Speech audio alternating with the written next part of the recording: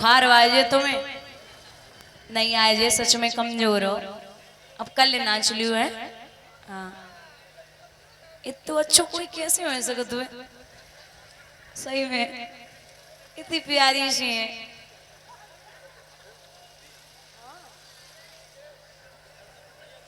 बोलिए सतगुरुदेव भगवान की। चलो अम्मा तुमने एक काम तो अच्छो कर दो हमारे लिए, ये जितनी माताएं वहां बैठी थी सब उठ के खड़ी हो गई यहाँ। अम्मा रोज ही नाच दो करो कम से कम, हमें नहीं ढिंगा तो देख ली। आओ आओ बैठ जाओ।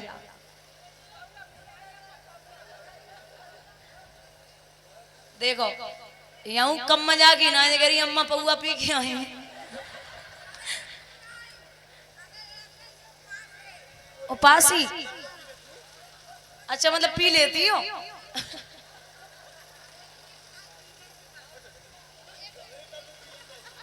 चाय पी ले।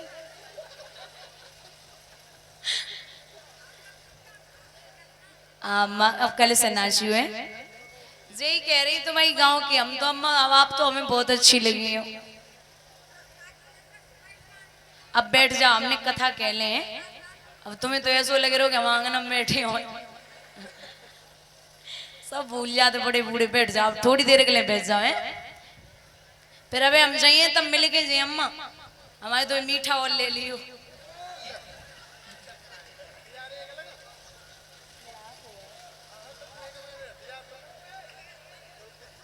अब माता इसमें हंसने की क्या बात है, बस इतना जवाब देना हमें है। अगर भी चलो पैर फिसल गो थोड़ी सी गिर पड़ी तो हंसवे का बात है।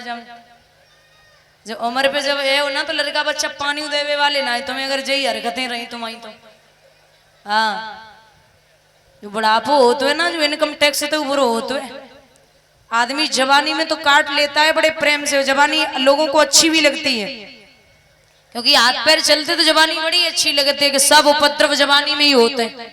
और जब बुढ़ापे में अच्छे से कट जाए ना तो सबसे बड़ा सज्जन और सबसे बड़ा ब्रह्म, सबसे बड़ा ज्ञानी वही पुरुष है, वही इंसान है जो बुढ़ापे में अच्छे से काट जाए। जैसे ये काट रही इतनी मौज में देख रहे हो ना, कोई टेंशन नहीं है, अच्छे से नाच रही। वरना मैं अभी और किसकी बात करूं, अभी पिछली भागवत थी विक्रमपुर में, जो यहाँ पे 8 तारीख को पूजन हुआ, 7 तारीख को समापन थी, तो 5वें दिन एक ऐसी अम्मा थी, ये सच्चाई है बिल्कुल। तो इतनी बूढ़ी अम्मा, वो इतनी भीड़ थी वहां पे 4-5 हजार लोगों की।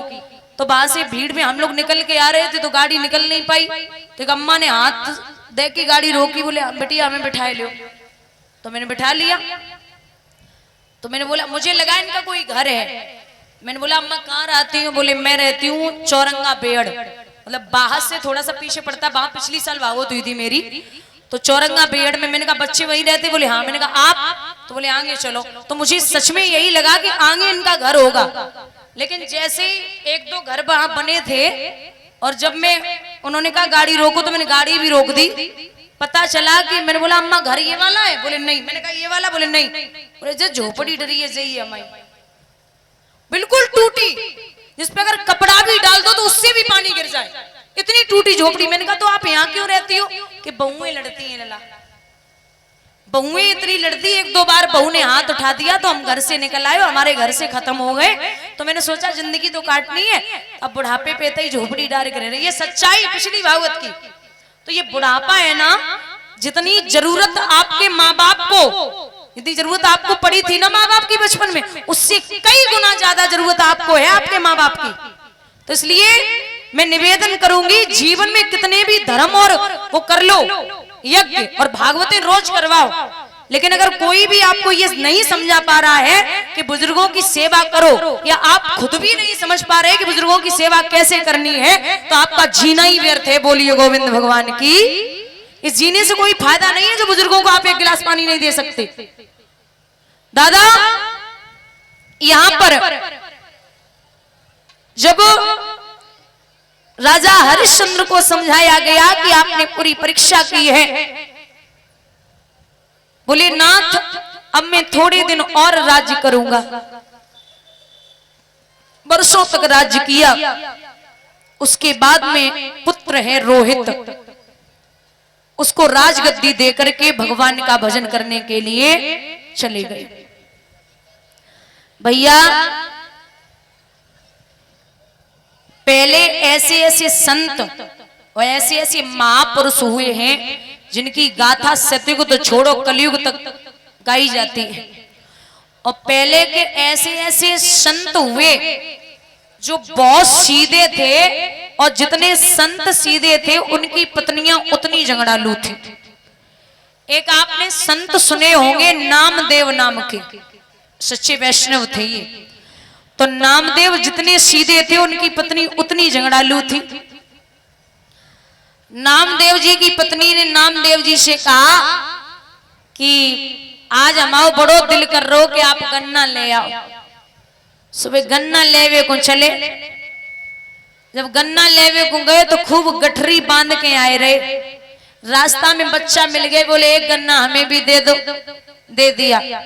दूसरा मिला, एक गन्ना हमें भी दे दो, दे दिया। तीसरा मिला, एक गन्ना हमें भी दे दो, दे दिया। खूब इतनी बड़ी गठरी रहे, 10-15 गन्ना बांध के आए रहे, लेकिन जब तक घर पे आए तब तक हाथ में एक गन्ना रह गो। तो नामदेव जी की पत्नी आग बबूला हो गई। एक गन्ना दे, बोले इधर आ। पहुंचे, बोले जी। बोले ये क्या है? गन्ना है। कितने मंगाए थे? मंगाए तो बहुत थे। हैं कितने? एक ही है। इधर लाओ। सो नामदेव जी की पत्नी ने वो गन्ना हाथ में लो और नामदेव जी को खोपड़े पे मारो। सो एक गन्ना के 2 टुकड़ा हो गए। अब बाबा ताली बजाए के हंसे, बोले भाई तो रास्ता भर सोच के आ रहे कि एक गन्ना है हम खे कि तुम खेओ, तुम खेओ कि हम खे। अब तुमने एक के 2 कर दे, एक तुम खाओ और एक। ऐसे संत हुए जो यही नहीं जानते थे कि गुस्सा होता क्या है। एक दिन तो नामदेव जी संतों के साथ बाहर बैठे, 10-20 संत बैठे थे। अब बाबा तो बाबा में ही अच्छा लगता है, संत तो संत होते हैं। तो पत्नी पानी भरने जा रही थी, नामदेव जी को देख के बोली, संतो एक काम करो, मैं पानी भरने जा रही हूँ और जब तक लौट के आऊं तब तक एक भी संत यहाँ दिखाई नहीं देना चाहिए। सुबह सुबह बैठ जाते हो निठल्लो, कोई काम धंधा है नहीं, हमारे पति को भी बिठा लेते हो। अब बेचारी पानी भरवे को चली गई। जब तक परीक्षित लौट के आई, पहले तो 20 बैठे, अब 50 इकट्ठे है गए। अब संत की जब तक हंसी न होवे तब तक कौन संत होता है। और ये सत्यता है महाराज कि संत न होते जगत में तो जर मर तो संसार। संत न होते जगत में तो जर मर तो संसार। अगर संत सच्चा न होता इस पृथ्वी पे तो अब तक संसार की समाप्ति हो जाती। तो जैसे ही लौट के आई सो 50 महात्मा बैठे। नामदेव जी की पत्नी आग बबूला है गई, बोले निठल्लो तुमसे पहले ही कहा था कि यहाँ बैठना नहीं है, और तुम 50 यहाँ पे इकट्ठे हो गए। पहले 20 ही थे, अब 50 कहां से आ गए? जो घड़ा भर के लाई, इतने से तो खाली करके गई थी, उतने से भर के लाई, सो नामदेव जी के ऊपर ही छोड़ दो। अब घड़ा फूट गो तो पूरे शरीर पानी से भींग गो। नामदेव जी मुस्कुराए के बोले, देखो लोग झूठी कहते हैं कि जो गरजत है बरसत नहीं, हमारी वाली इतने तो गरज गई, उतने से आगे हम पे बरसी। बोलिए गोविंद भगवान की। तो महात्मा उसे कहते हैं जो जाने ही ना कि गुस्सा होता क्या है, और उन्हें हर एक चीज में भगवान दिखाई देते थे। एक दिन तो एक कुत्ता आया, सुबह रोटी बाहर रख गए और घी और सब्जी लेने के लिए भीतर चले गए। सो कुत्ता ने आए कि रोटी दबाई मुंह में और निकलने लगा। सो नामदेव जी घी को कटोरा लेके मैं कुत्ता के पीछे पीछे बोले, भगवान ये रोटी रूखी रूखी अच्छी ना लगती, सब्जी और घी लाई ला, तब बैठ के खाइयो आराम से, हमें कोई दिक्कत ना है, तुम आराम से खाओ, इस भक्त को आपसे कोई तकलीफ नहीं है। तो संत उसे कहते हैं जो महाराज कभी भी गुस्सा ना करे। बोलिए गोविंद भगवान की।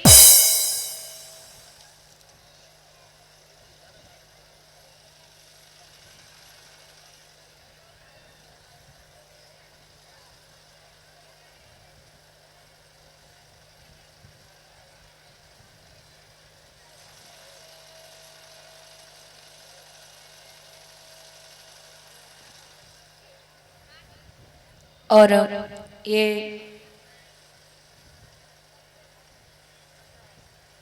नाम तो दिया ही नहीं गया इस पे, माननीय व्यास जी, आपके गुरुदेव श्री के चरणों में कोटि कोटि वंदन अभिनंदन, जिन्होंने आपको वैष्णव जन समाज की सेवा के लिए अपने मार्गदर्शन में अच्छी कथा वाचक भगवत स्मरण कर्ता के रूप में समाज को दिया।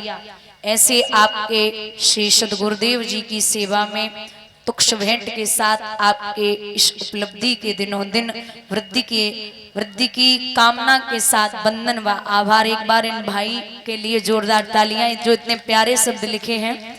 ऐसे नाम तो इसमें नहीं दिया गया, वैसे मैं दिल से आभार व्यक्त करती हूँ। इतने प्यारे शब्द जो आपने लिखे हैं वो दिल को छू गए हैं, तो बार बार अभिनंदन है, आपका आभार व्यक्त है कि यूं ही आप धर्म के कार्यों में सदैव अपने शब्द रखें, अपने वचन कहें और यूं ही हमेशा आगे को बढ़ते रहे। बोलिए गोविंद भगवान की। और विशेष ध्यान दें, कल जो कथाएं होंगी वो सुबह की बेला में सूर्य वंश की कथा, राम जन्म, राम विवाह और राम वनवास, और सायंकाल यानी कि अपराह्न बेला में 4-5 बजे से आप चंद्रवंश की कथा श्रवण करेंगे, जिसमें आप कृष्ण जन्मोत्सव झांकी के द्वारा दर्शन करेंगे। तो सभी भाई बंधु माताएं बहनें भारी से भारी संख्या में आने का कष्ट करें और हो सके तो पीले वस्त्र पहन के आए और श्रद्धा अनुसार टॉफी बिस्किट लेते आए। कल कृष्ण जन्मोत्सव है और निवेदन है कि जो रामचरितमानस के